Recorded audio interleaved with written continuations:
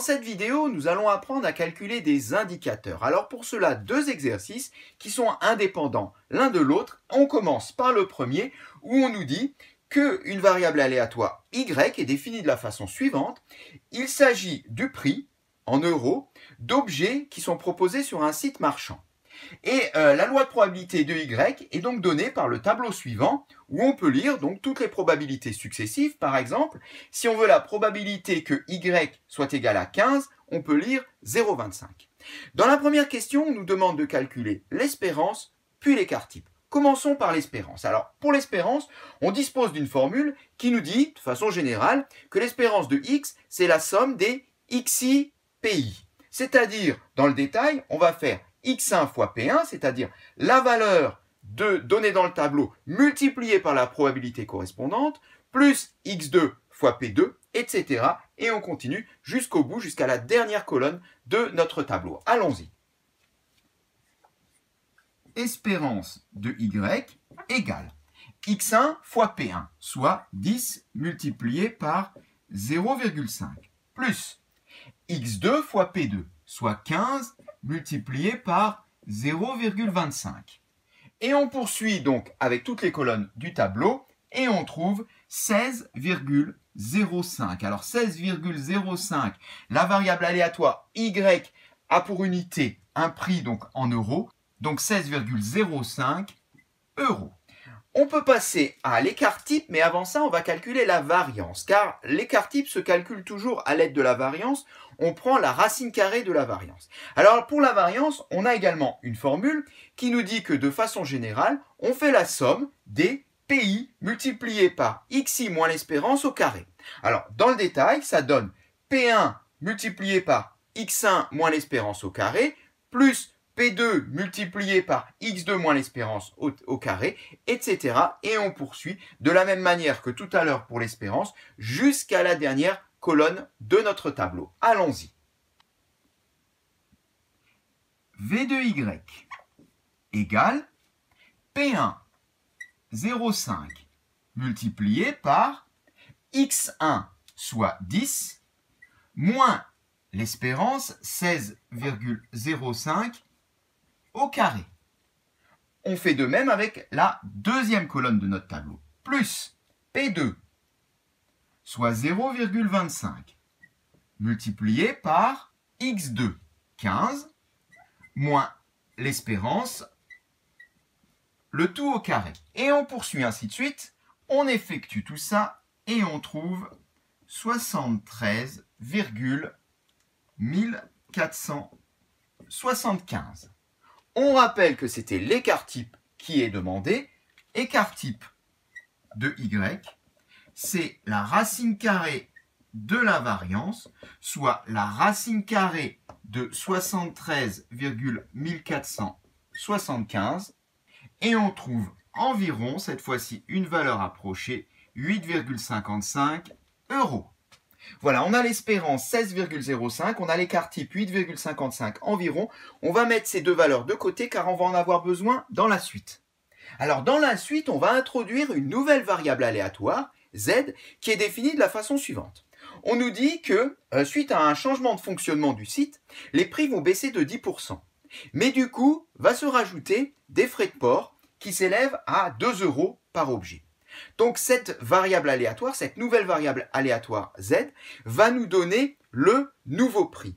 Mais on va pouvoir exprimer le nouveau prix en fonction de l'ancien prix. Et de cette façon-là, on va pouvoir exprimer la variable aléatoire z en fonction de la variable aléatoire y.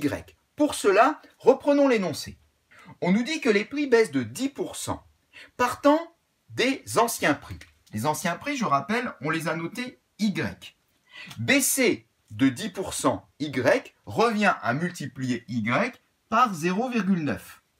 C'est-à-dire l'unité moins 10%, l'unité moins 10 centièmes. L'unité moins 10 centièmes, ça fait 1 moins 0,1, c'est-à-dire 0,9. Donc je prends les anciens prix y et je les multiplie par 0,9. Mais à ceci, on doit rajouter encore les 2 euros de frais de port. Eh bien, en faisant 0,9 y plus 2, on obtient z, le nouveau prix, qui correspond donc à la nouvelle variable aléatoire. On peut donc établir le tableau de la loi de probabilité de Z. Donc au niveau des probabilités, bien évidemment, elles ne changent pas par rapport à Y. Par contre, ce sont les valeurs qui sont modifiées. On le voit, pour trouver les nouvelles valeurs, il suffit d'appliquer la formule. On a par exemple 38 sur la dernière colonne, tout simplement parce qu'on a effectué 0,9 multiplié par 40, donc l'ancienne valeur, plus 2. On applique donc la formule Z égale 0,9Y plus 2 sur toutes les colonnes du tableau. Et à partir de là, eh bien, on nous pose à nouveau la question, que vaut l'espérance? Que vaut l'écart type? Mais là, ça va être facile, parce que l'espérance de Z, eh bien, c'est l'espérance de 0,9Y plus 2. Or, l'espérance de la variable 0,9Y plus 2, c'est la même chose que 0,9 l'espérance de Y plus 2. À partir de là, on voit très bien qu'on peut calculer l'espérance de Z. Il suffit de prendre l'espérance de Y qui valait 16,05, la multiplier par 0,9 et de rajouter 2. On effectue, on trouve 16,445 €. Est-ce qu'on peut faire de même pour l'écart type? Absolument. On peut obtenir directement l'écart type de Z sans être obligé de repasser par un nouveau tableau de loi de probabilité. L'écart type de Z est donc égal à l'écart type de 0,9Y plus 2. Or, on sait que l'écart type de 0,9Y plus 2 est égal à la valeur absolue de 0,9 multipliée par l'écart type de Y. Valeur absolue de 0,9, bien c'est 0,9. L'écart type de Y, on l'a calculé tout à l'heure, 8,55, soit 0,9 multiplié par 8,55. En effectuant ceci, on trouve 7,70 €. Voilà, on peut attaquer l'exercice 2 avec deux nouvelles variables aléatoires, G et H. Voilà, on trouve ici donc un tableau qui présente les deux lois, la loi de la variable aléatoire G et celle de H. Alors, ces deux variables aléatoires donnent le gain obtenu lors de jeux de grattage. L'idée ici est de comparer ces deux jeux et de voir lequel est le plus favorable aux joueurs. Et pour cela, on va utiliser les fameuses caractéristiques qui sont l'espérance et l'écart type. Donc, pour chacune des variables aléatoires G et H, on va être amené à calculer l'espérance et l'écart type. Commençons par G. Alors, on applique à nouveau notre formule pour l'espérance. On a ainsi espérance de G égale, sur la première colonne, moins 2 multiplié par 0,5. Et cette fois-ci, on ne va pas détailler tous les calculs, donc je mets des petits points ici jusqu'au bout, donc jusqu'à la dernière colonne qui correspondra à 20 multiplié par 0,01. En effectuant ceci, on trouve moins 0,15 €.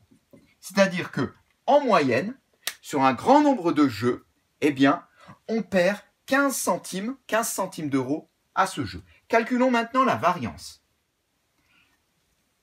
V de G égale à 0,5 multiplié par moins 2, moins l'espérance, donc ça fait moins, soit plus 0,15 au carré. Plus, je mets des petits points, plus, on va jusqu'au bout, soit 0,01 multiplié par 20, moins, soit plus 0,15 au carré. Et si on effectue tout cela, on trouve 11,8275. Pour obtenir l'écart type, toujours pareil, on prend la racine carrée de la variance, soit la racine carrée de 11,8275, et on trouve environ 3,44 €. Alors comme tout à l'heure, on va effacer les calculs et mettre de côté simplement l'espérance et l'écart type. Voilà, et on s'attaque maintenant à l'espérance de H. Toujours pareil, x1 fois p1, soit moins 2 multiplié par 0,6, je mets des petits points, on fait tous ces calculs jusqu'à la dernière colonne qui nous donne 20 multiplié par 0,03. Si on effectue tout ça, on trouve moins 0,09 euros. Alors, on poursuit avec la variance, soit V de H égale à 0,6 multiplié par moins 2, moins 0,09, soit plus 0,09 au carré. Plus, on met des petits points jusqu'au bout à la dernière colonne, soit 0,03 multiplié par 20 plus 0,09 au carré. Et on trouve 18,9219. Du coup, on peut calculer sigma de h, c'est-à-dire l'écart type, égal à la racine carrée de 18,9219. On obtient une valeur approchée qui est égale à 4,36 euros. Voilà, on va également effacer les calculs pour simplement ne garder que l'espérance et l'écart type. Voilà, maintenant qu'on a ces caractéristiques, on va pouvoir comparer les deux jeux et on va commencer par regarder les espérances. Pour G, on a moins 0,15, pour H, on a moins 0,09. Ce qui signifie que dans les deux cas, le jeu n'est pas favorable au joueur, mais plutôt à l'organisateur. Pour ça, on pouvait le prévoir, vu que ici les valeurs sont négatives, cela veut dire que le jeu est défavorable pour les joueurs.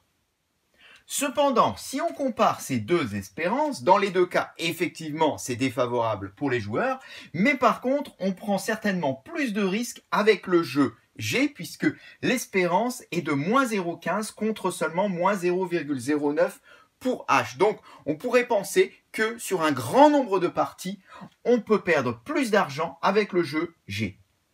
Le jeu H permet en moyenne de perdre moins d'argent, car bien évidemment, ceci, je le répète, c'est sur un grand nombre de parties.